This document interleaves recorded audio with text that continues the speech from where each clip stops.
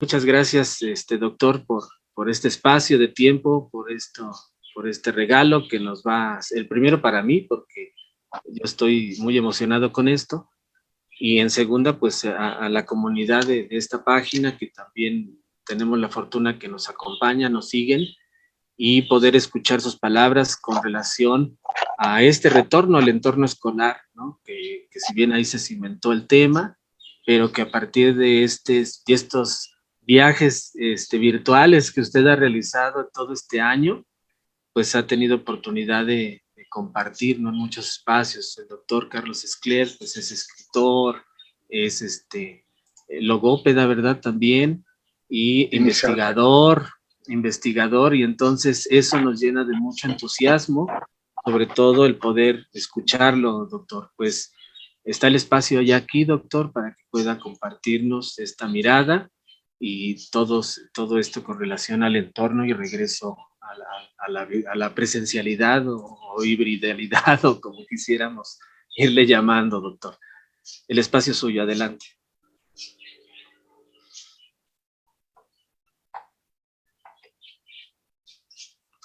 No sigue, a ver, déjenme. A ver, Ahí perdón. está, ahí está. Ya, listo. Muchas gracias, Alfonso. Bueno, tengan buenas tardes. Yo desde aquí, ya a las 6 de la tarde pasadas, en la ciudad de Buenos Aires, una ciudad y un país todavía, calculo que como ustedes, confinado. Ahora estamos en una etapa nueva, que es la etapa de las restricciones alternadas.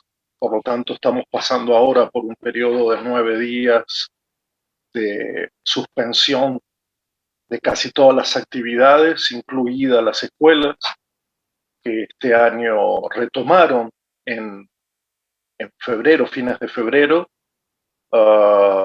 y que ahora, por la enorme cantidad de casos que sobrevinieron en el último mes sobre todo, y porque todavía el plan de vacunación no se ha estabilizado totalmente, bueno, ha producido este efecto de suspensión temporaria de las actividades en este vaivén que nos toca vivir después de un año muy doloroso, de un año muy difícil, donde la sensación de desmoronamiento fue una sensación compartida, y donde yo agradezco profundamente no solo la invitación de Alfonso, sino las invitaciones que en general casi a diario recibo y que de buena gana me gustaría aceptar, sin que, bueno, caigamos en una forma naturalizada de encuentro que de por sí tiene que ver con la posibilidad de conectividad, pero también tiene que ver con el deseo de encuentro, de compartir, sostener preguntas, pensar juntos, uh, y no confundir esa posibilidad de conectividad que en nuestro continente es tan desigual y tan irregular, con un automatismo o con una práctica automática de yo lo llamaría monólogos de especialistas, que luego naufragan en el mar de Internet y en el mar de YouTube y en el mar de Facebook, que por momentos despistan o no permiten a los usuarios, digamos, discriminar o acertar en una búsqueda detallada de una formación, de un pensamiento, de un lenguaje Doctor, que vaya al encuentro de lo que necesariamente es hoy el umbral entre las decisiones tecnocráticas, administrativas, de hiperpolítica, y las decisiones comunitarias.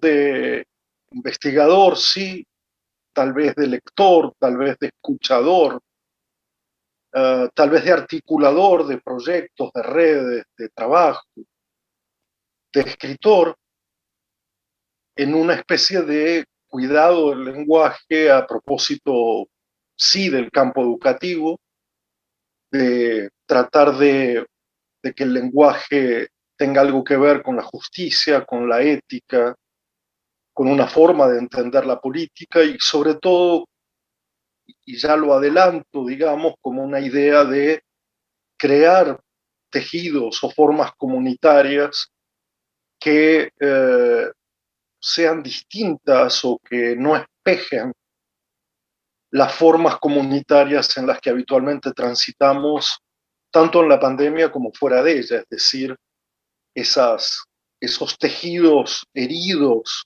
por la desigualdad, por la diferencia flagrante entre responsabilidad e indiferencia, entre ciertos modos de comprender la política y la ética, por ese devaneo entre lo jurídico y lo justo, por las innovaciones pedagógicas y las estéticas pedagógicas, y en esa circulación de la palabra, que yo creo que es honesta, que es transparente, no tengo otro propósito, y esto creo que Alfonso lo sabe muy bien, que es la ilusión, eh, por suerte en el presente, no una ilusión postergable hacia el futuro, sino encarnada en el presente, de que las escuelas en general y en plural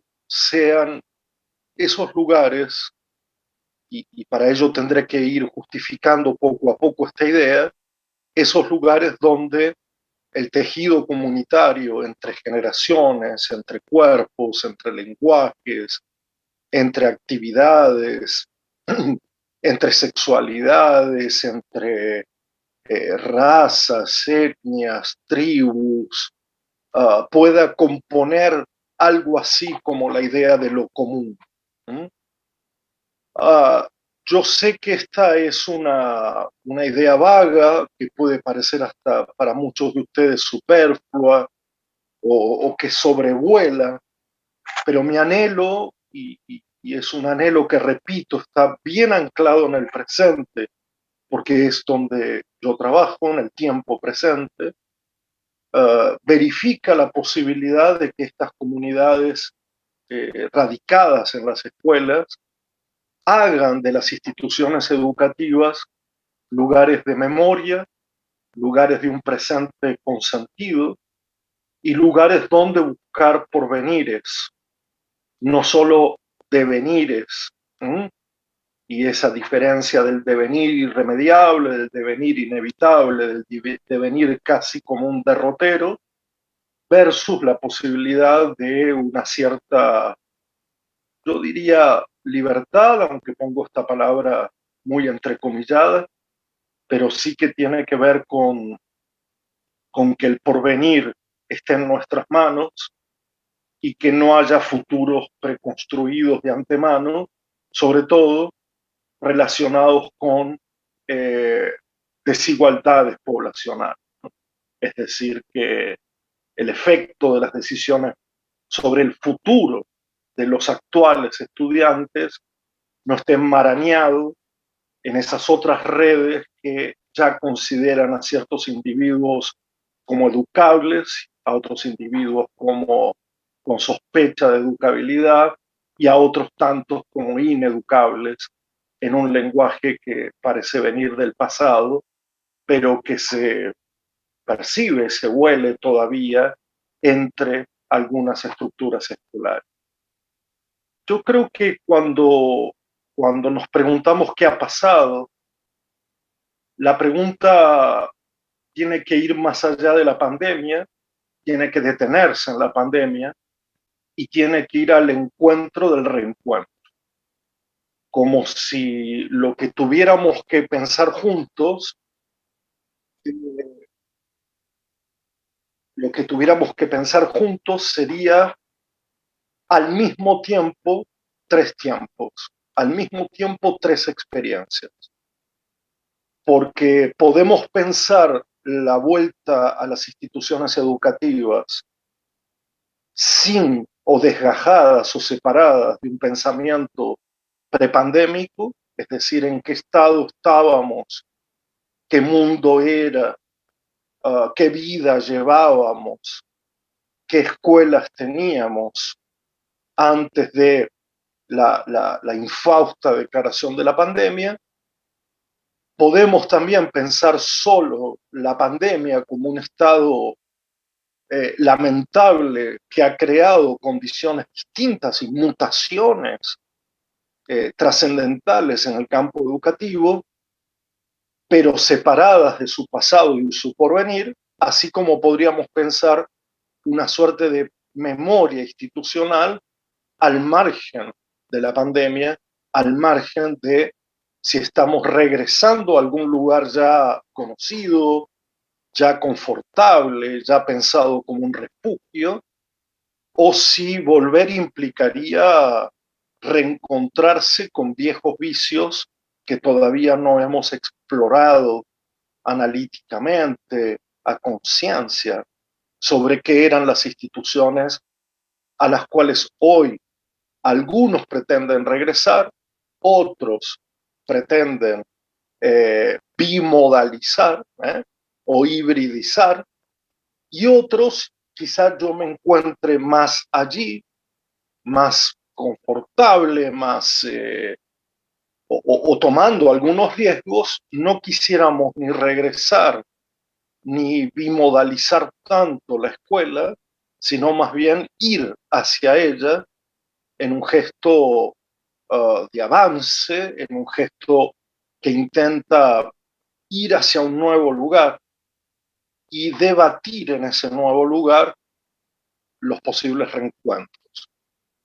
Hay, por supuesto, muchas ausencias, hay mucha gente que no está, hay mucha gente que ha quedado en el camino, hay muchos estudiantes que han abandonado, y esta es una experiencia de la cual también partir, y que regresar no sería sino volver a ser presente lo que se hizo ausente, pero hay también un deseo finito, verificable, muchas comunidades de maestros y maestras, de profesores, de educadores en general, que quieren ir hacia otra cosa, hacia otro lugar. ¿Mm?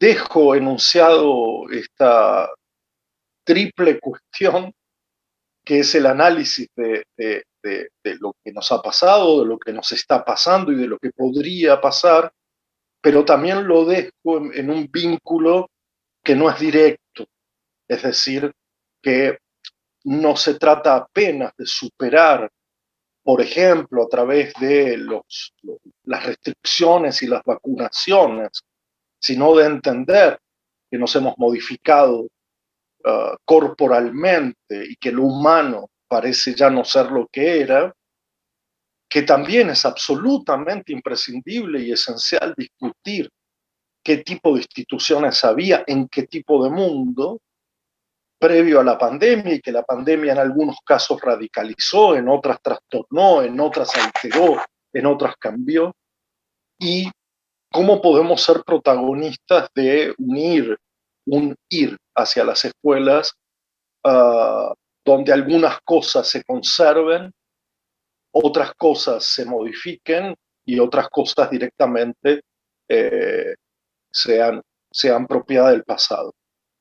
Y no exactamente por el imperativo de innovar, de recrear, que asiste a la historia de la educación desde tiempos inmemoriales, ese afán de estar permanentemente cambiando, de que hay que cambiar, y donde los educadores parecen ser solo piezas de un juego de cambio, y que son, por supuesto, intercambiables desde esa perspectiva, sino muy por el contrario, una idea de cambio donde nos encuentre protagonizando, detectando, pensando qué vale la pena resguardar, en qué sentido una escuela es un refugio, en qué sentido una escuela deja a la intemperie a algunos y algunas personas, y en qué sentido queremos conformar en términos de espacio y tiempo esa institución a la que iremos y a la que ya no podríamos volver, porque de hecho no podemos volver en nuestras vidas al 2019, no podemos volver a un tiempo que ya pasó, no podemos vivir la experiencia de recuperar, porque esa es la experiencia de lo humano, ¿no? Y sin embargo, quiero que sepan con total honestidad y franqueza que mi punto de vista y mi perspectiva no es la de aquellos que insisten en creer que ir a la escuela consiste en volver a dar clases, o que hemos tenido escuelas durante todo este tiempo aún cerradas porque hemos dado clases, o que el hecho de pensar que solo hemos dado clases, pero se ha perdido mucho tiempo que hay que recuperar, no forma parte de mi pensamiento pandémico, no forma parte de mi pensamiento pandémico, porque creo que ha habido mucho que se ha aprendido de una forma distinta, quizás no en términos curriculares, quizás no en los términos didácticos que pretendíamos,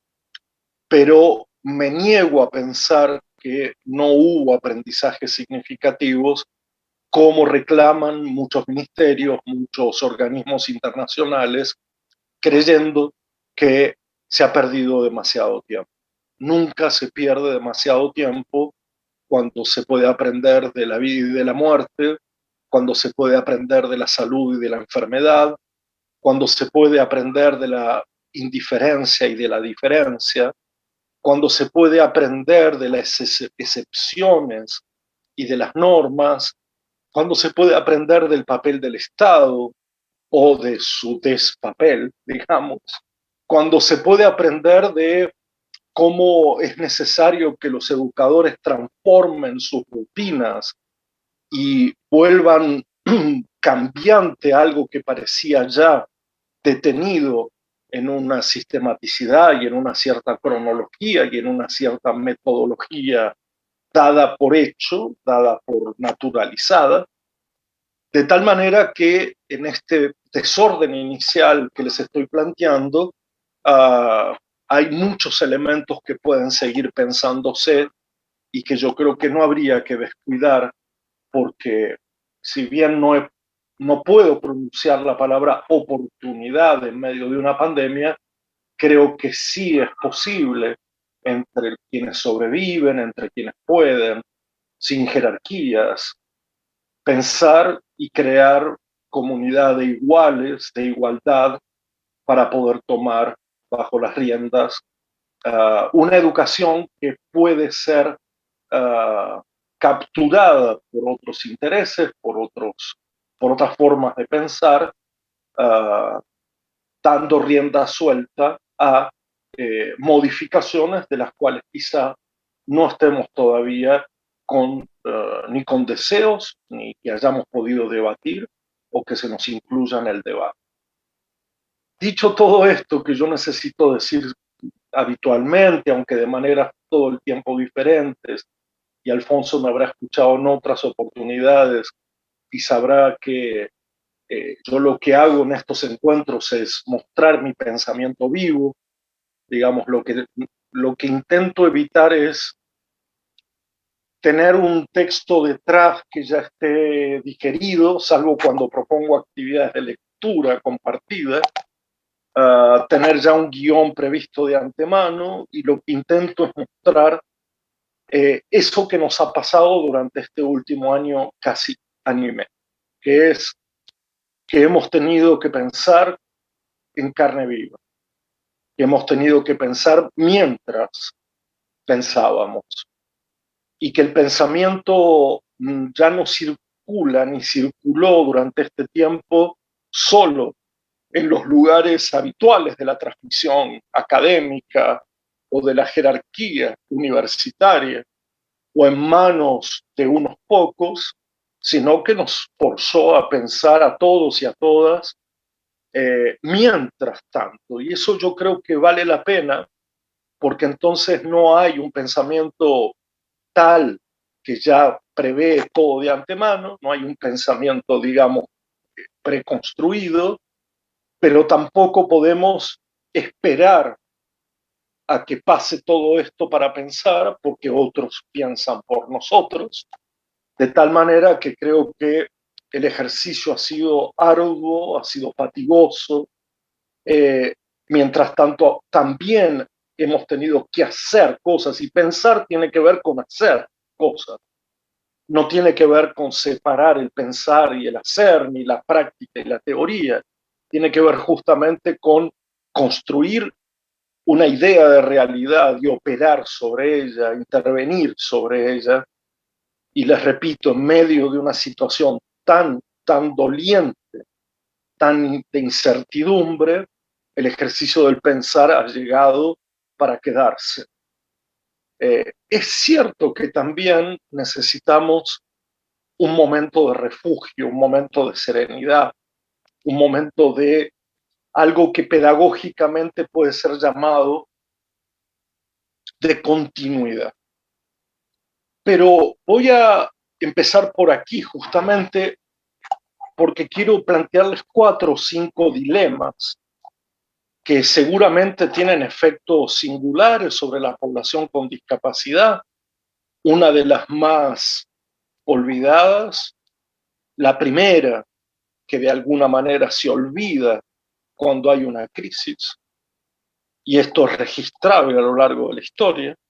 Ante cualquier crisis económica, las primeras decisiones parecen afectar siempre a aquellas poblaciones consideradas más endebles, que menos representación política tienen, que menos creen que se puede participar activamente, asumiendo la propia perspectiva, de tal modo que creo que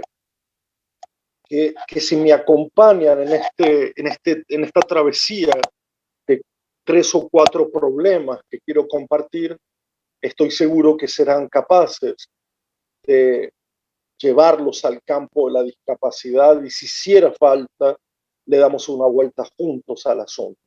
Solo quería dejar registrado el hecho de que creo que a todo lo planteado inicialmente se le agrega la supuesta debilidad y las medidas materiales que se orientan a la población con discapacidad, que generalmente, repito, parecen ocupar el último escalón de una política pública, o parecen que siempre pueden esperar a mejores tiempos, o que nunca llegan, o que nunca llegan. Dicho esto, y porque sé que el propósito tiene que ver con el volver, la inclusión, la discapacidad, me gustaría entonces plantearles en desorden esos 3 o 4 problemas que sigo pensando están en la base de qué nos ha pasado, qué está pasando y qué podría pasar.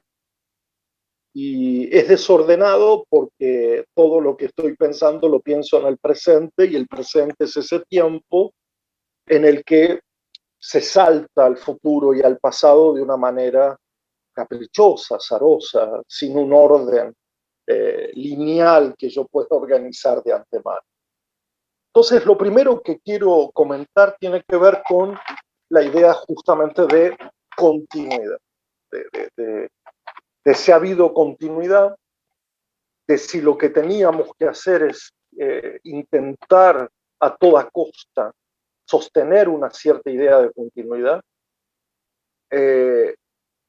si se ha logrado o si han ocurrido experiencias siempre plurales, siempre distintas, que cambian el camino hacia el regreso, ¿no? Que modifican la idea de un camino hacia el regreso. Porque quizás para muchos de nosotros el regreso tiene que ver con retomar de allí donde dejamos. Y hay que ver eso que dejamos, ¿no? Hay que ver si algo se deja. Entonces, lo que quiero decir es que, y me parece que Alfonso esto lo sabe bien, Durante todo el año pasado yo he tratado de sostener un ciclo de conversaciones con centenares, incluso miles de personas, si no me equivoco, que cada lunes, de tanto en tanto, confluían hacia una suerte de estado conversacional, asambleario, y que de lunes a lunes nutrían mi voz con situaciones, descripciones, narraciones de lo que estaba ocurriendo, de lo que les estaba ocurriendo y lo que estaba ocurriendo más allá de cada uno de los que participaban. De toda esa experiencia y de otras, porque si hay algo que tiene que ver con ser investigador, es el gesto de la escucha, el gesto de estar disponible para escuchar las narraciones que otros tienen para contar, es que llegué a una humilde conclusión, y es que si bien hubo un imperativo de continuidad, sobre todo alentado por los ministerios y los organismos internacionales y las secretarías intermedias, digamos, el intentar, digamos, a toda costa dar continuidad, eh, trasladando a lo virtual en la medida de lo posible algo de lo que se hacía de manera presencial, y admitiendo que la virtualidad no puede ser generalizable en tanto sustantivo, ¿no? Educación virtual no puede ser sustentada en nuestro continente por las terribles desigualdades de acceso a, a los mecanismos tecnológicos, es que la experiencia recibida y la experiencia cosechada me hablaba mucho más de situaciones de discontinuidad, de situaciones de ruptura, de situaciones de vacíos, de ausencias, incluso yo diría la experiencia de la interrupción, para dejarlo como allí, agolpando allí todo eso que no es continuidad, sin desacreditar la idea de continuidad y además valorando el enorme trabajo que hicieron maestras y maestros para que algo así como la continuidad sucediera. Es que creo que no podemos regresar si no tomamos en cuenta que hubo además interrupciones, ausencias, vacíos, discontinuidades.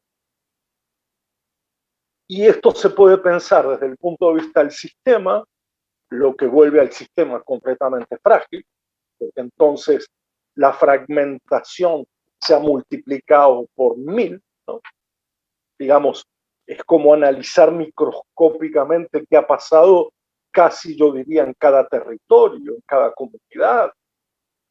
Pero también se puede analizar desde el punto de vista de la propia comunidad educativa y de la propia comunidad específica, quiero decir, la comunidad escolar específica, porque no hay un punto de partida, así como no creo en un regreso a lo mismo, tampoco parece haber la posibilidad de un punto de partida absolutamente cristalino.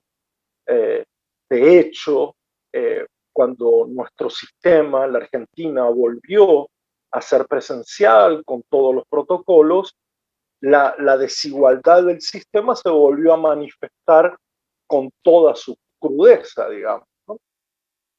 Para que ustedes lo sepan, y incluso porque les puede suceder exactamente lo mismo, mientras el sistema privado arrancó y funcionó de una manera muy aceitada, como si no hubiera pasado nada, digamos, el sistema público dependió de su propia estructura y su propia infraestructura, y hubo zonas, regiones, ciudades que no pudieron volver con ese protocolo de seguridad, de distanciamiento necesarios, por supuesto, y más aún, yo les diría, el sistema de educación especial, que en nuestro país atraviesa todo el sistema, fue el último en arrancar. Incluso hay pequeños proyectos de educación especial que ni siquiera han comenzado, porque es donde la infraestructura es más débil o es donde el contacto requiere ser de otra manera y no puede ser con tanta distancia, porque además se trata en muchos casos, de los casos más extremos, de las poblaciones de educación especial que necesitan de un contacto uno a uno, que necesitan de un acompañamiento corporalmente distinto, o porque directamente las salas o los lugares o los sitios donde se juegan esas prácticas de educación especial son absolutamente precarios. Entonces, yo creo que hacer de cuenta que vamos a regresar como si hubiera habido continuidad en el sistema sería perder de vista que, la desigualdad de ese sistema se manifestó mucho más impúdicamente de lo que podía ser prepandémicamente. Y por lo tanto no estábamos ahora donde estábamos, y ni siquiera eso quiere decir que estábamos bien. Solo quiere decir que estamos en otro lugar del que estábamos antes de la pandemia y que el regreso a la escuela mostrará una desnudez y una crudeza, repito esta palabra, como ya nos ha pasado en varios países de la región, que han retornado y se han encontrado con que la experiencia está interrumpida de alguna manera. En muchos casos, por ejemplo, hay una fuerte deserción juvenil desde las escuelas secundarias hasta lo que aquí llamamos los institutos de formación o las escuelas normales de formación en ustedes, y que debido a la necesidad de sostén, de trabajo, debido a las crisis económicas y sanitarias resultantes, han abandonado sus estudios. Entonces, de alguna manera, honrando ese dolor, honrando esas ausencias, es que creo que hacer lo que aquí llamaríamos la vista gorda, que no sé si por allí se puede decir lo mismo, sería una pena, sería una pena.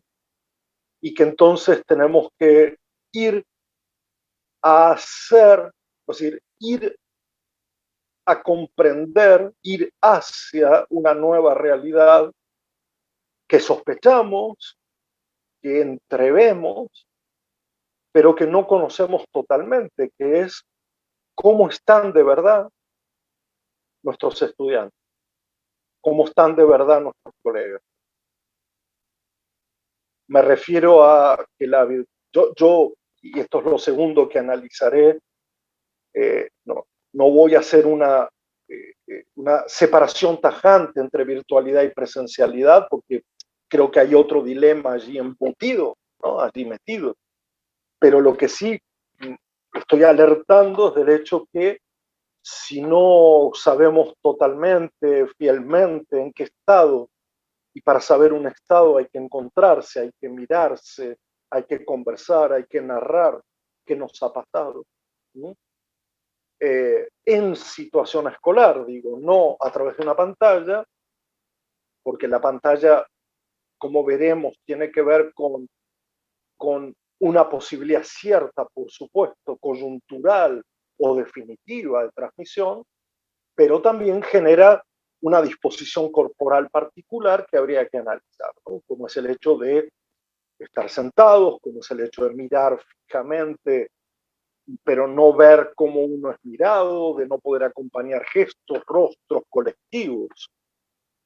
De todas formas, les insisto que no voy a hacer esa separación, para mí un poco ingenua, entre o virtual o presencial, pero tomaré mis recaudos para mostrar mi punto de vista a propósito de esa experiencia. Entonces, en este primer problema del ir, volver, regresar, o como querramos llamarlo, sea como fuera, sea el verbo que utilicemos, sea la acción que vayamos a desempeñar, se tratará de una redefinición del estado de cómo estamos y quiénes somos. Si no, parece que la pandemia no nos hubiera enseñado el dolor, la experiencia del límite, de la contingencia, del desmoronamiento, de la pérdida. Y la pregunta, ¿quiénes somos y cómo estamos? Yo creo que llevará un buen tiempo, porque además habilitaría lo que para mí es la gran pregunta del regreso o de la ida, y que podría alimentar nuestra percepción de lo que podríamos hacer a partir de ahora, que es la pregunta por lo que hemos extrañado. Una pregunta que circuló muchísimo el año pasado: ¿qué extrañamos de la escuela? ¿En qué sentido? La escuela puede ser esencial, no puede ser reemplazada por nada, es única, es casi la última institución a partir de la cual podemos cambiar los destinos nuestros y de los estudiantes. Así que en el umbral de ese problema dejo señalado ese cómo estamos, quiénes somos, porque tal vez no seamos quienes éramos, ni estemos como estábamos. Y además agrego entonces esta idea de cómo narrar el extraño, el extrañar la escuela como protagonista de la escuela que queremos, como protagonista de la escuela que queremos. Porque no es fácil extrañar algo cuando es totalmente cotidiano, cuando lo hacemos casi automáticamente, cuando vamos todos los días, pero solo una interrupción plantea el extrañamiento, ¿no? Como en el amor, como un familiar que fallece y lo extrañamos porque se ha interrumpido algo. La vida, la conversación, la cercanía física o la amistad. Primer problema, del cual yo solo voy a dejar esta enunciación porque, digamos, ahondar sería solo haber tomado esta cuestión y llevarla hasta los confines eh, narrativos inimaginables, porque ya tenemos esas narrativas sobre qué ha sido ir o volver o regresar y estar en esta escuela después de la pandemia, aún en un vaivén y con protocolos, qué ha sido de nosotros, cómo estamos y qué extrañamos. La segunda cuestión es advertir, y creo que si hay aquí maestras y maestros, esto será casi redundante decirlo, que hay una mutación muy grande en nuestra tarea. La hubo inmediatamente después de la pandemia y se fue transformando sucesivamente en otras cosas, y en muchos sentidos uno se podría preguntar, bueno, al final, ¿de qué se trata nuestra tarea? Este, que yo me sonrío porque es una pregunta que recibo permanentemente, ¿no? A veces buscando la definición de esa tarea, a veces tratando de evitar que se acumulen acciones y horarios y tareas justamente, siendo nosotros también una comunidad precaria a pesar de nuestra esencialidad, según dicen siempre los gobiernos, ¿no? Que la educación es esencial, que los educadores son esenciales, pero nuestra vida sigue precaria. ¿Y qué quiero decir en este sentido sobre esa mutación? Bueno, lo primero es que no quiero que resultemos mutantes de esa mutación. No quiero que seamos los zombies que acatan sin más y que confunden lo provisorio de la tarea en situación tan radical como la que vivimos con algo definitivo, sin haber pensado, tomado decisiones, participado de las decisiones más colectivas. ¿Por qué lo digo? Ustedes saben muy bien que la figura del educador venía siendo, bueno, es mi apreciación, subestimada, o por lo menos corrida de lugar o descentralizada, porque el mundo está ofreciendo formas directas de aprender que eluden o evitan o prescinden de la figura de un maestro, de una maestra. Y eso nos lleva al problema prepandémico, es decir, que había ya una tendencia a considerar el mundo como una fuente informativa inagotable a través de sus motores de búsqueda y que para las nuevas generaciones representaba la posibilidad de pregunta directa, individual, y además de eh, reconocimiento de otras figuras mediadoras que no se parecen en nada, espero, o por lo menos no se deberían parecer en nada, a otras figuras mediadoras de la información, como los periodistas famosos, los actores famosos, los cocineros famosos, que ocupan, digamos, la mesa de la opinión pública y se vuelven como gurúes, ¿sí? De ese mundo que hay que habitar, de ese mundo progresivo que hay que habitar, de ese mundo del futuro que hay que habitar.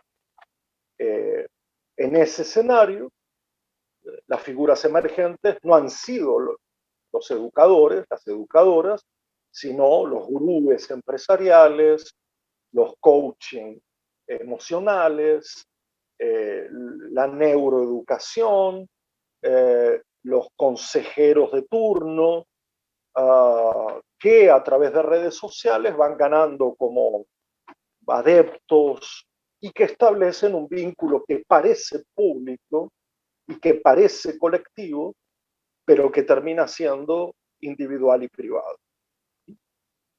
Eh, si hay algo que yo puedo aprender de ese mundo prepandémico radicalizado en la pandemia, tiene que ver con que si la escuela o las escuelas se parecen a ese mundo informativo mediado por este tipo de personajes, va a perder su vigencia, va a perder su caracterización y tiene que buscar un modo de diferenciarse profundamente de la industria del entretenimiento, de la industria de la información, de la industria mediática, en la búsqueda de una personalidad propia. ¿Cuál sería esa personalidad propia que no existe en esas otras industrias, digamos? Aunque ya habíamos llegado a rozar la idea del alumno cliente, del no aburrimiento, de estar al servicio del estudiante, del protagonismo exclusivo,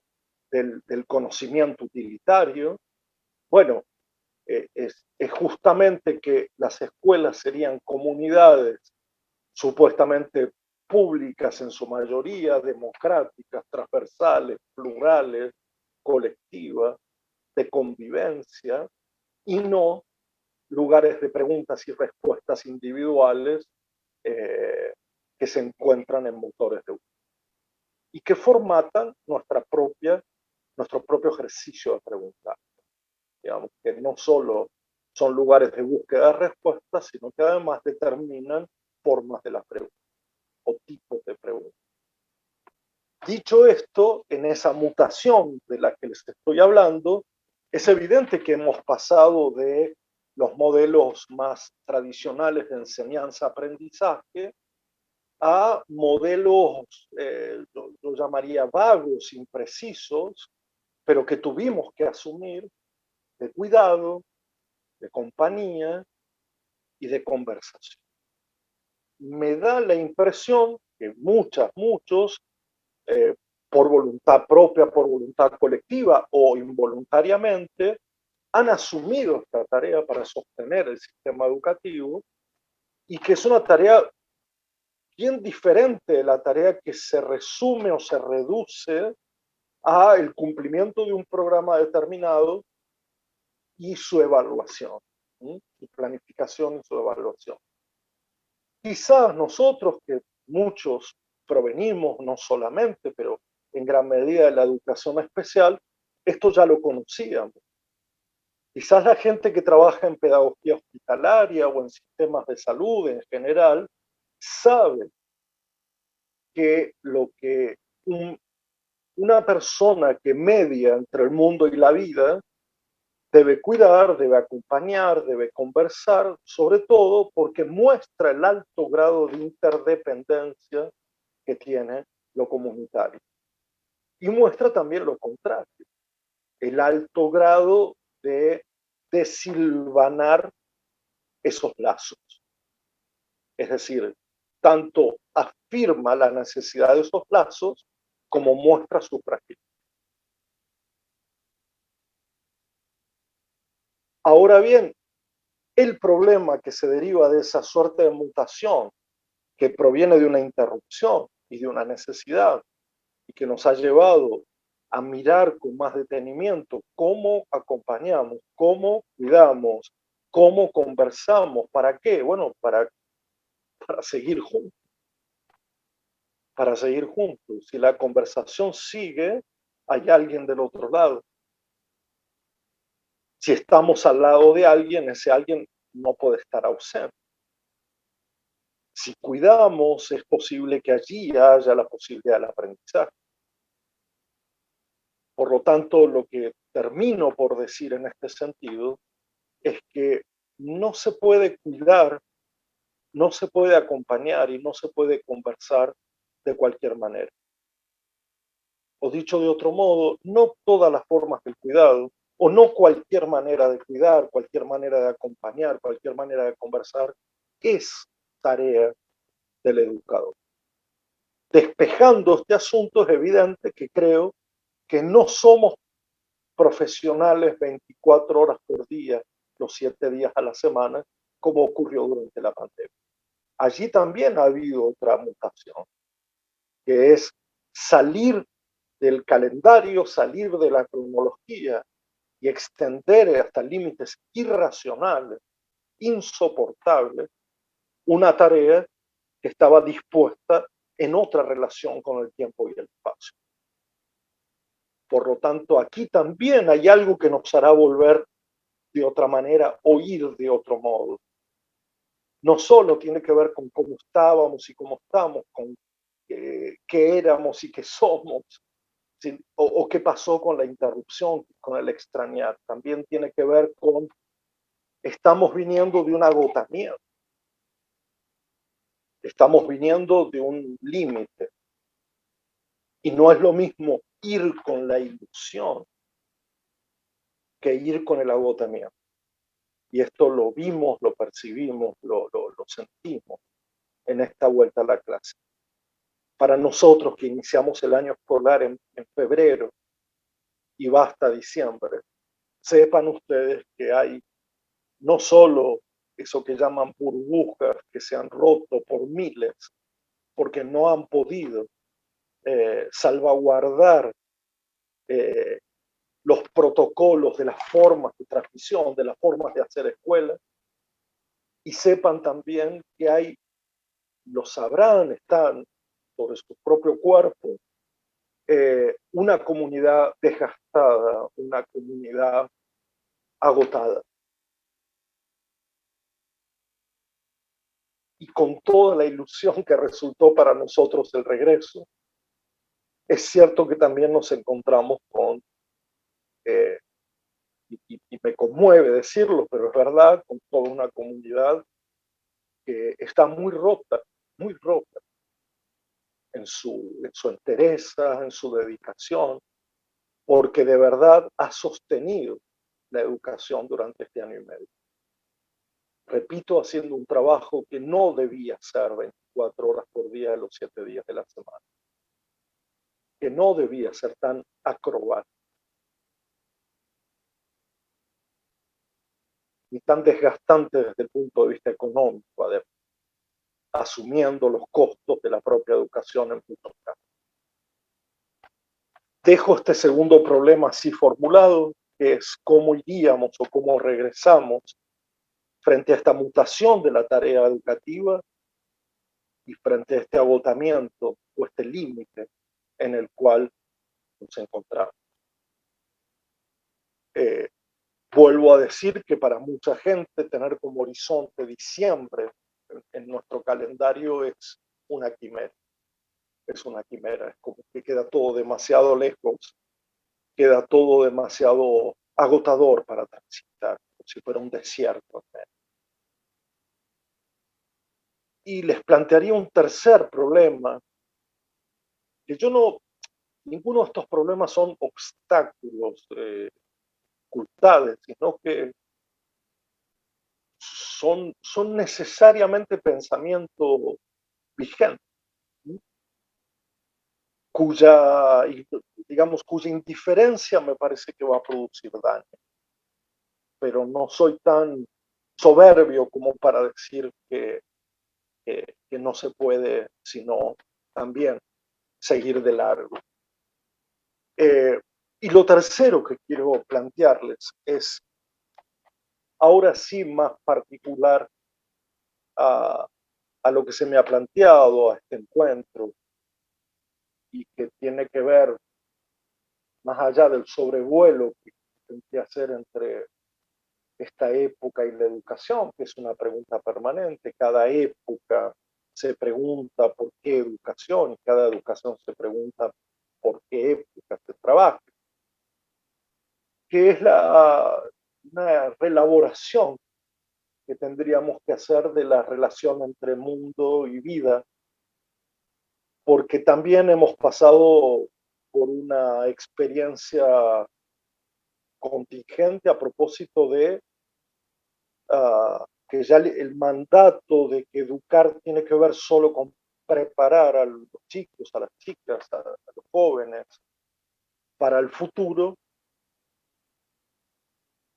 idea de la cual yo generalmente no he participado, porque muchas veces eso significa que estamos atendiendo solamente a la función futura o a la función de la escuela, pero no a su vida cotidiana o a su forma, como habitualmente decimos, es que esa relaboración entre mundo y vida quedaría sintetizada de esta manera.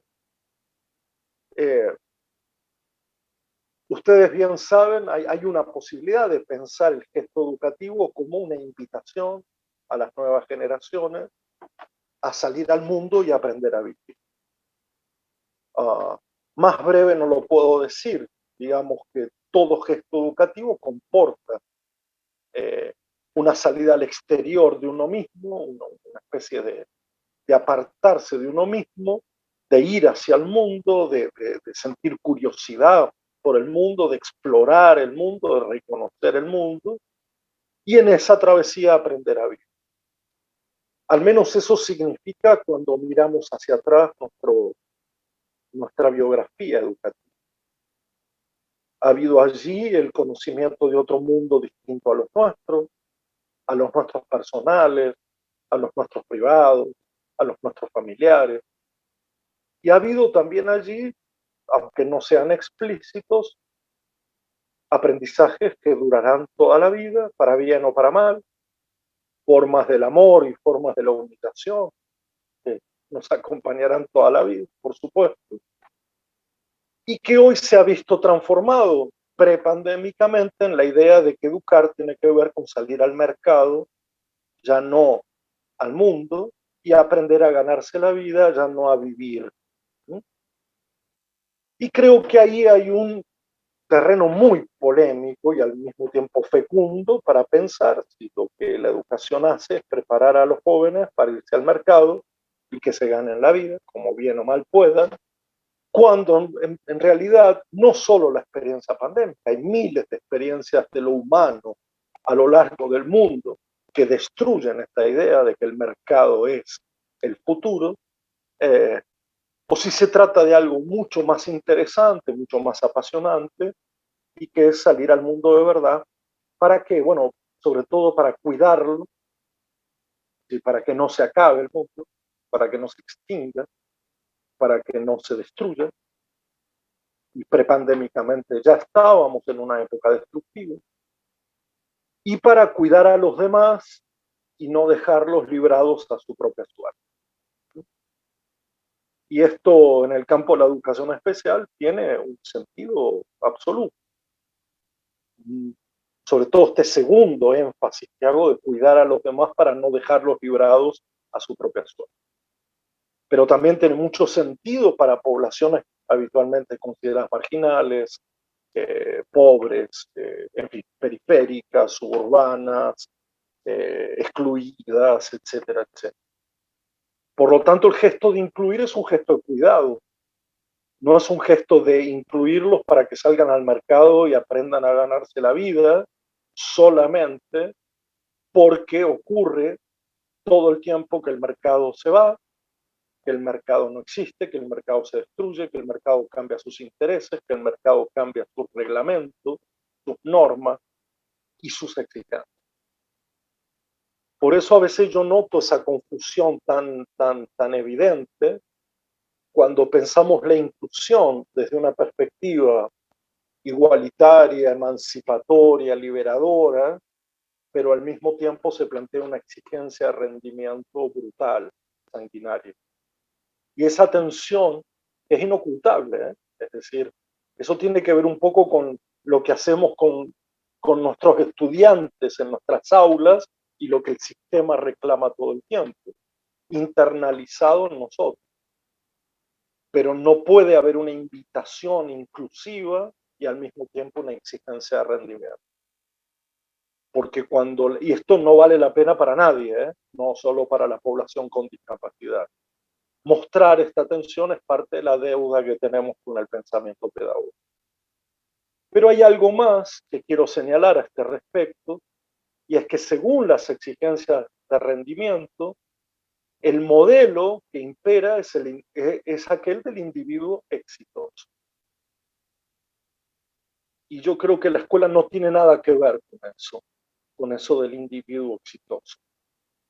Al contrario, creo que lo que la escuela hace es pensar en una comunidad plural, en una comunidad transversal, en una comunidad pública, en una comunidad conversacional, que justamente se opone a la idea de algunos triunfan y otros salen derrotados.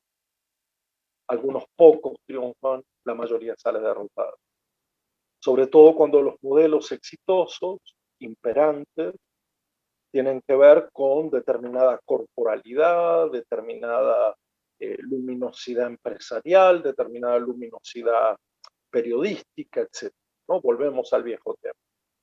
Y que para nuestra población de educación especial es una trampa mortal la idea del individuo exitoso. Concluyo para abrir una conversación diciendo que hay, además, en esta tensión inocultable entre pensar la inclusión en términos de igualdad o de exigencia de rendimiento, una idea naturalizada, todavía poco explorada o poco desactivada, que es la de seguir pensando que hay una continuidad o una especie de relación, repito, naturalizada, pero no natural, entre ciertos cuerpos, ciertas capacidades y ciertos roles sociales. Y que algunos pueden y otros no pueden. Que algunos pueden algunas cosas y otros pueden otras cosas. Porque en la base de la construcción pedagógica, sobre todo con el énfasis comunitario que yo le doy, el pensamiento pedagógico nace de la presunción opuesta. Y la presunción opuesta es que todos podrían todo. De que no hay ninguna relación de continuidad natural entre lo que un cuerpo puede, lo que una mente puede y qué lugares sociales tiene que ocupar. Esa distribución poblacional va en contra de aquel resabio de lo que podríamos llamar la vocación educadora, el destino de ser educadores, y que en términos actuales yo plantearía más bien como la responsabilidad ética de asumir el rol de ser maestros y de ser maestros. Bueno, esto no es un diagnóstico, es una narración de problemas salteados, caóticos, salpicados, que espero que vayan al encuentro de problemas que quizás perciban de esta o de otra manera, que no todo es obstáculo, avance, retroceso, no estamos en una guerra, estamos en un proyecto educativo generalmente, por lo menos yo, público, y que tiene que ver con, repito, el único gran objetivo con el que empecé esta suerte de conversación, que es tratar de sostener y de crear allí donde no se ha creado un tejido comunitario diferente a los tejidos comunitarios. Así que, querido Alfonso, muchas gracias por esta invitación, por darme la oportunidad de estar entre ustedes, y aquí permanezco un rato para seguir conversando.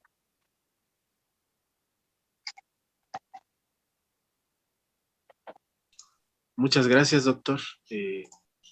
Déjeme, voy a cambiar aquí la vista porque no sé qué. A ver, voy a modificar aquí. Que podamos vernos. Ahí está. Sí me escucha, ¿verdad, doctor? Sí. Perfectamente, perfectamente. Sí, y esta idea, por aquí ya empezaron a ver algunas preguntas. Nosotros somos un servicio de educación especial. Usted ya ha estado acá en México. Tuve la oportunidad de una visita que tuvo a la Dirección de Educación Especial, que usted dio una ponencia. Y como usted sabe, también nosotros trabajamos como USAER, lo que antes era, cuando en ese momento usted estuvo por acá. Y nosotros seguimos en esa atención a las escuelas. Allí es donde tenemos presencia y es donde pues les damos cabida a estos niños y niñas con discapacidad. Ajá. En ese sentido, ¿sí? Ahorita venían como esas preguntas. Este concepto de discapacidad va a cambiar o se va a ir movilizando con relación a esto que vivimos. ¿Para ustedes sería eso? ¿Sería un cambio, una movilización de ese pensamiento con relación a la intervención, a cómo desde afuera vamos discapacitando a las personas? ¿Cómo sería, doctor? Por un lado, creo que no tenemos que ser como obstáculos para que otros puedan hacer la experiencia de múltiples mundos y múltiples vidas. Yo también soy formado en educación especial y recuerdo muy claramente en los orígenes, y les hablo ya de los años 70, 80 del siglo pasado, esa idea tan solidificada, tan firme, tan estructurada de no solo del apartheid, digamos, no solo del apartheid, sino de la profecía de pocas posibilidades educativas en esa población. Por supuesto que lo primero que aprendí es a no hablar de una población con discapacidad, porque eso marca también en qué tipo de exposición al problema estamos. Si estamos simplemente describiendo desde afuera un grupo o si vivimos una situación compartida con él. Esa es la diferencia entre un punto de vista medianamente estudiado, aprendido, desarrollado y una exposición al mundo y a la vida. Yo sabía muchas cosas sobre la sordera y no sabía nada de los sordos. Y probablemente por ahí tendríamos que repetir esa cuestión en varios lugares de eso que llamamos educación especial. Entonces, la educación especial es para mí un terreno muy irregular, compuesto por poblaciones o subpoblaciones muy diferentes. Incluso en algunos casos no hay población. Uno no puede identificar allí grupos que tengan que ver con un rasgo común, a no ser la supuesta falta que nosotros vemos en ellos y que los agrupamos por esa falta. Ahora, diseminados en la educación común, desde el punto de vista de la inclusión, El problema es cuando los sometemos a esa exigencia de rendimiento y hay que atender justamente que si inclusión quiere decir tomar en cuenta diferentes modos de aprender, no de enseñar. Yo ahí también tengo mis dudas, pero lo que digo es, bueno, hay que liberar las formas del aprendizaje de las formas de la enseñanza, porque esto es una experiencia común que sabemos que la enseñanza puede ser general, pero los aprendizajes son siempre singulares o traen efectos singulares.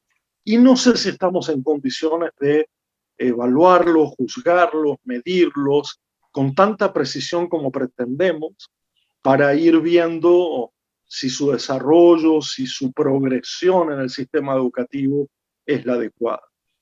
Eso por una parte, querido Alfonso. Hay otro tema ahí que discutí mucho con los actores del asunto, no los especialistas, sino eh, cuerpos, nombres, personas concretas.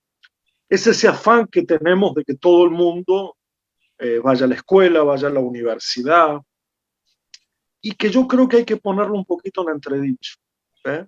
Hay que ponerlo un poco en entredicho. No porque algunos no puedan, o no porque las universidades o el sistema superior de enseñanza no esté preparado, que no lo está, que no lo está. Pero lo que digo más bien es, damos por sentado que el único camino en la vida tiene que ver con la continuidad en los estudios. Y otra vez yo diría, bueno, sí, eso de alguna manera muestra el vínculo tan fuerte que hay entre tipo de estudio y tipo de trabajo en una determinada población. Pero, repito, ante cada crisis eso se destruye. Y por lo tanto no tenemos tanto asidero en algunas afirmaciones que hacemos. Ahora, desde el punto de vista cotidiano, la pregunta de Alfonso sería, ¿cuál es el papel que cumple quien desde la educación especial acompaña, cuida, conversa con aquellos individuos o poblaciones o comunidades llamadas con discapacidad en escenarios comunes? Bueno, me parece que una de las ideas trascendentales aquí es generar la posibilidad de un comienzo incondicional, de hacer con que nuestros estudiantes con discapacidad sientan que pueden participar de lo común. Y yo vuelvo a decir, no es de la escuela común, es de lo común en el sentido más alargado de la expresión, y que allí no sean juzgados como excepciones a la regla. Porque o en todo caso todos somos excepciones o la regla no existe. Espero haberte contestado, Alfonso. Sí, sí, doctor, porque ese es uno de los grandes retos que tenemos, porque usted abordaba precisamente esta idea de lo que ocurre en el mandato, ¿no? Lo que nos dicen que se tiene que hacer como escuela, de lo que se tiene que lograr en los contenidos curriculares, pero la otra dificultad que nosotros enfrentamos es cómo los incluimos en la escuela, porque todavía sigue habiendo resistencia, sigue habiendo miedo, sigue habiendo incertidumbre hacia cómo poder vincular ese acercamiento a la escuela, ¿no? Y además, ¿qué se le va a ofertar como escuela? Que eso es un reto que tenemos de hace mucho tiempo, ¿no? Y que el sistema público tiene que dar una respuesta, ¿no? Y a veces la El, respuesta educativa, sí, sí, doctor, adelante. no, no, digo que estoy de acuerdo contigo que el problema es de larga data y el problema está en el plano de la formación docente, como es en el plano de la propia forma escolar, como es en el plano de las políticas públicas, de tal manera que hay muchos elementos que hay que desentrañar o desilvanar, porque desde el punto de vista de la formación hay muchos equívocos a propósito de enseñar a cierta población considerada regular, normal, común, homogénea, compacta, y qué significa enseñar a una población con discapacidad como si fuera toda una extravagancia sofisticada. Y entonces una de mis tareas ha sido siempre alivianar la idea de extravagancia, de sofisticación, de tener que munirse de unas enormes cantidades de técnicas completamente distintas al enseñar historia, geografía, matemática, filosofía o lo que quieras a cualquier persona. Es como siempre he dicho, porque me lo han dicho muchos testimonios de personas con discapacidad, eh, poder ser considerados como cualquier otro, pero en ese caso todos somos cualquier otro, ¿no? No es que haya un cualquiera y un común, sino que hay la experiencia de la cualquieridad, la experiencia de sentate aquí, ya veremos cómo nos arreglamos, eh, tomate el tiempo, te doy el tiempo para que veas lo que estamos haciendo, para que puedas participar en la medida que puedas, para que veas qué hacen los otros, y de tal manera de no crear extravagancia ni en un sentido ni en el otro. Creo que hay mucha fantasmagoría alrededor de lo que es enseñar a cualquiera y apreciar el aprendizaje de cada uno. ¿Mm? Y en realidad yo trato de simplificarlo de esta manera. Maestra, maestro, usted enséñele como a cualquiera.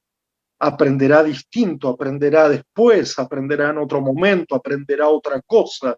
Necesitamos mediadores en algunos casos, necesitamos cuidadores. Sí, de acuerdo, pero usted intente enseñar lo que enseña como se lo enseñaría a cualquier otro. Los efectos en el aprendizaje ya es otra discusión. Y yo personalmente, claro, no soy ministro, no trabajo en una secretaría, por algo no lo hago, creo que los aprendizajes son inevaluables. Pero ahí me metería en un lugar muy espinoso, porque es ideológico, es cultural, tiene que ver con la época, es muy rugoso como problema. Pero yo creo que no se aprende lo que se enseña, que se aprende otra cosa a lo que se enseña, y sobre todo se aprende generalmente después, aunque puede no aprenderse nada, ¿no? Puede pasar todo desapercibido, y que nosotros damos por sentado de una manera muy curiosa que se aprende lo que se enseña y al mismo tiempo en que es enseñado. Ahí descansa una de las falacias del sistema educativo, sin duda, cuyos efectos en el campo de la discapacidad son mucho más violentos, porque son más discriminadores, porque son más selectivos, ¿no? Porque no dan tiempo o porque el tiempo que dan no es suficiente. Y porque seguimos empantanados en viejas discusiones, como por ejemplo si hay que enseñarle a cada uno distinto. ¿Me pueden explicar cómo se hace eso delante de 40? ¿Me pueden explicar cómo se hace delante de 8? Es cierto que en la vieja estructura de educación especial se le daba a cada uno con un programa de individualización, sí, pero faltaba la comunidad, faltaba lo colectivo, faltaba lo común. Y en la escuela común, la pretensión de enseñar para la diversidad ha creado como una especie de extraña sensación de que hay que enseñarle a cada uno de una manera diferente. Puesto eso en un cuerpo, es impensable. Es impensable. Piénsalo tú, Alfonso, para ti. Digamos, ponte tú al frente de un aula y trata de enseñar, digamos, lo mismo, la misma lectura, el mismo juego corporal, la misma técnica artística o lo que quieras, a cada uno de una manera diferente, según sus necesidades. Y eso ha creado un poco la escuela clientelar también, que me referí un poco antes. Sí, entonces eso nos llevaría, doctor, ahorita voy a leer un par de comentarios que están aquí en el Zoom para ir cerrando, a que entonces hemos tenido en algún momento cierta libertad aquí en Ciudad de México, por ejemplo, de poder trabajar a partir de las circunstancias, de la época, de lo que nos va ofreciendo incluso hasta ahora el trabajo con padres, porque ha sido muy importante esa participación, ¿no? Que Totalmente, también totalmente. está allí. Y sería un momento preciso para esto que usted decía de poder mirarnos a nosotros, saber dónde estamos, ¿no? Y poder identificar hacia dónde, o más bien quiénes somos, ¿no? Eso que usted decía, dónde Sí, sí, estamos y sí. quiénes somos como servicios ¿Y que cómo dan estamos? respuesta Claro, ahí. Ajá, y claro, cómo claro. estamos, para que entonces podamos ver el efecto que vamos a encontrar al retorno, porque por aquí preguntaban, ¿será un retroceso en esta época? Porque vamos otra vez a tener que aprender a estar juntos nuevamente, ¿no? En esos espacios. Y ahí, ¿qué escenario podríamos ver con estas dos situaciones? Claro, primero sería peor aprender a estar separados y que quede como naturalizado la idea de que así estamos bien, cada uno en su casa, como arreglándolas como se pueda. Yo espero que desaprendamos eso, desaprendamos. Y has tocado algo, un punto que a mí me interesa particularmente, que yo no toqué, que es la diferencia entre lo provisorio y lo permanente. Me parece que todavía no distinguimos qué de todo lo que hicimos en este caos y que fue provisorio porque tuvimos que responder, por ejemplo, la relación con las familias, qué permanecerá y qué fue solo provisorio, porque cada país, cada región lo ha visto de una manera completamente diferente, ¿no? Sé de algunos países que ya no se pueden plantear la separación entre familia y escuela. Sé de otros que han planteado que era necesaria esa separación. Por lo tanto, estamos en ese momento en el cual de lo provisorio, de lo que hubo que hacer, de lo reactivo, para así ponerlo, en esos términos, ¿qué podría ser permanente? ¿Qué valdría la pena sostener más allá y más acá de la pandemia? ¿Y qué otras cosas que hicimos porque hubo que hacer? Pues mira, si desaparecen no pasa nada, ¿no? Si desaparecen no pasa nada. Y este también es un momento que al regreso puede ser un tema de debate al interior de cada comunidad escolar, que es contar qué cosas hicimos, cómo lo hicimos, el hacer, cómo tratamos de estar juntos a pesar de todo, qué valdría la pena sostener eh, a qué cosas renunciaríamos. Ay, muchas gracias, doctor. Sí, yo creo que eso tendríamos que verlo primero como, no esperando la respuesta de afuera, porque a veces eso No, buscamos, ¿verdad? Que el otro nos diga qué hacer, sino no, y volver a yo nosotros. creo mucho en algo que yo llamo la autonomía o la soberanía de la comunidad educativa, de tomar sus propias decisiones al respecto. Muchas gracias, doctor. Entonces, por aquí hay una pregunta que ha estado prevaleciendo. Entonces, ¿qué es la discapacidad, doctor? Para poder ir cerrando. Miren, esperen que se me va la cámara, por un momento está muy inestable ahora la conectividad. Eh, Podríamos hacer todo un repaso, toda una revisión. Ustedes recordarán al viejo filósofo Spinoza, que hace, en una carta dirigida a un príncipe, hace una diferencia entre privación y negación. Y esa diferencia la hace con respecto a una persona ciega que en el siglo XVI conocen y que le pregunta si está privado de vista y si por lo tanto no hay que pensar en darle la vista de la cual está privado. Y Spinoza ahí le contesta, miren de cuándo estoy hablando, le contesta algo que todavía resuena en mí, y es que también una piedra está privada de vista y sería ridícula llamar a la piedra piedra ciega. Por lo tanto, una cosa es que alguien esté privado de algo que se considera habitual en otros, y otra posición completamente distinta es negarle la existencia por una privación. ¿Qué quiero decir con esto? Es que probablemente tengamos que entender la discapacidad en el sentido de un aspecto privado digamos, privado en el sentido que no está, digamos, que no está, y que eso no nos dice nada de una posible existencia, o nos dice muy poco de una posible existencia y su devenir. Y que por lo tanto la condición inicial de discapacidad puede ser una privación de algo,